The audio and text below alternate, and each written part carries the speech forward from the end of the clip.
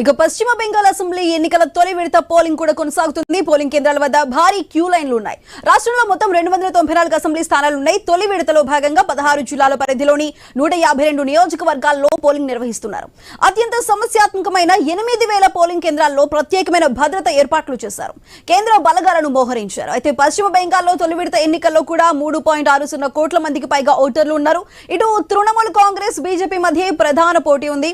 అది దీనికి సంబంధించి మనం మాట్లాడదాం. వంశీ ఉన్నారు మా కొలీగ్. సో వంశీ, ఇటు కూడా మనం పశ్చిమ బెంగాల్లో కనుక చూసుకున్నట్లయితే ఇటు తృణమూల్ కాంగ్రెస్ ఇటు బీజేపీ మధ్య ప్రధాన పోటీ ఉన్నట్లుగా తెలుస్తోంది. ఎందుకంటే ఇప్పటి వరకు ఈ పశ్చిమ బెంగాల్ మమతా బెనర్జీకి కంచుకోటగా ఉంది. దాన్ని బద్దలు కొడతామంటూ కూడా బీజేపీ జోరుగాని ప్రచారాలు నిర్వహించింది. అదేవిధంగా తప్పకుండా మేము విజయం సాధిస్తామంటూ కూడా పశ్చిమ బెంగాల్ ని హస్తగతం చేసుకుంటామంటూ కూడా ఇటు బీజేపీ పార్టీ చెబుతోంది. మరి దీనికి సంబంధించి అక్కడ సినారియో ఏ విధంగా ఉంది? సుధా, మీరు చెప్తున్నట్టుగా దేశం మొత్తం 5 రాష్ట్రాల్లో ఎన్నికలు జరుగుతుంటే 4 రాష్ట్రాలు ఒక ఎత్తు అయితే పశ్చిమ బెంగాల్ అత్యంత ప్రతిష్టాత్మకంగా తీసుకుంది భారతీయ జనతా పార్టీ. 3 సార్లు అధికారంలో ఉన్న మమత 4వ సారి అధికారాన్ని చేపట్టాలని ఉవ్విళ్ళూరుతూ ఉన్నారు. మోదీని గట్టిగా ఢీకొడుతూ ఉన్నారు. ఇక్కడ మనం ఒక రకంగా చూస్తే సో పశ్చిమ బెంగాల్ ఎన్నికను మోదీ వర్సెస్ దీదీగా చూడాల్సిన పరిస్థితి స్పష్టంగా కనిపిస్తోంది. ఒకసారి అసలు ఇక్కడ ఎన్నికల అంశాల గురించి మాట్లాడుకునే ముందు ఎప్పటి నుంచో ఈ అంశాలన్నీ కూడా తెరపైకి వస్తూ ఉన్నాయి. 2 సంవత్సరాల క్రితం నుంచి కూడా పశ్చిమ బెంగాల్ ఎన్నిక అనేది దేశంలో చర్చనీయాంశం అవుతోంది. అనేక అంశాలు వార్తల్లోకి ఎక్కుతున్నాయి. సో పశ్చిమ బెంగాల్లో మీరు అన్నట్టుగా తృణమూల్ బీజేపీ ప్రత్యర్థులు అనడంలో ఎటువంటి సందేహం లేదు. ఇక్కడ ఎన్నికల అంశాలుగా ఈసారి మనం చూడాల్సిన అంశాలు చాలా కీలకంగా కనిపిస్తున్నాయి సుధా. అందులో ఒకటి అయితే సెకండ్ వన్ వచ్చేసి నిరుద్యోగం, మహిళలకు రక్షణకు సంబంధించి పారిశ్రామిక వెనకబాటుతనం. ఈ 4 అంశాల చుట్టూనే పశ్చిమ బెంగాల్ రాజకీయాలు తిరిగిన పరిస్థితి. ఇందులో ఎక్కువగా ఫోకస్ అయింది మాత్రం సర్ మీదే ఫోకస్ అయింది. అయితే ఇక్కడ ఇంకొక అంశం కూడా మాట్లాడుకోవాల్సి ఉంటుంది సుధా. ఉత్తర బెంగాల్లో 8 జిల్లాల్లో ఇప్పుడు పోలింగ్ జరుగుతోంది. అందులో 54 స్థానాల్లో ముర్షిదాబాద్, నదియా, బీర్భూమ్, హూగ్లీ జిల్లాల్లో పోలింగ్ జరుగుతోంది. 3.6 కోట్ల మందికి పైగా ఓటర్లు తమ ఓటు హక్కును వినియోగించుకుంటున్నారు మీరు చెప్తున్నట్టుగా. అయితే ఇందులో 1.75 కోట్ల మంది మహిళలు ఉండటాన్ని ఇక్కడ మనం గమనించాలి. సో మహిళలను సంబంధించి మహిళలు ఏ వైపు మొగ్గు చూపుతారో అటే విజయ అవకాశాలు ఉండే పరిస్థితులు కనిపిస్తున్నాయి. అండ్ దీదీ అక్కడ ఒక సెంటిమెంట్ ను రగిల్చే ప్రయత్నం చేశారు.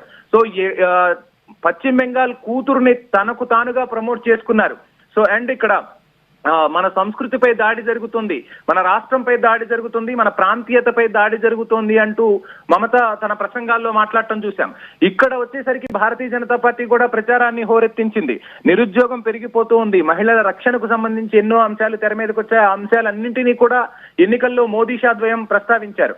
దేశం మొత్తాన్ని కూడా మోదీ షా తమ చాణక్యంతో తిప్పుకున్న పరిస్థితి. రాజకీయాల్లో వాళ్ళు కీలక భూమిక పోషించారు. మోదీ షా స్కెచ్ చేస్తే అక్కడ రాజకీయాల్లో ఎటువంటి ప్రకంపనలు కలిగాయో చూసాం.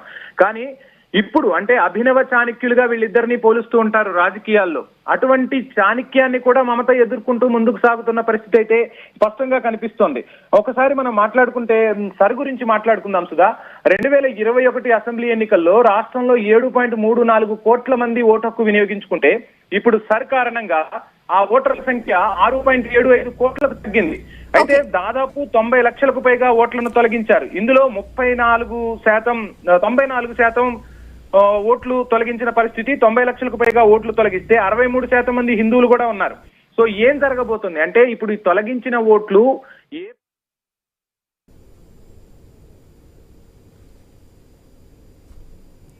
మేలు జరగబోతుంది. పశ్చిమ బెంగాల్ ఎన్నికల్లో కీలకం కానుంది. మొత్తంగా ఎన్నికలైతే శాంతియుతంగా జరుగుతున్నాయి. పశ్చిమ బెంగాల్లో పారామిలిటరీ బలగాలను కూడా మోహరించారు. సో చూద్దాం ఏం జరగబోతుంది ఏంటి అనేది మాత్రం ఈవీఎం బాక్సుల్లో అయితే నిక్షిప్తమవుతున్న పరిస్థితి. మరికొద్ది సేపట్లోనే పోలింగ్ సరళికి సంబంధించి పోలింగ్ సర్వేలు కూడా మనకు రాబోతున్నాయి. చూద్దాం.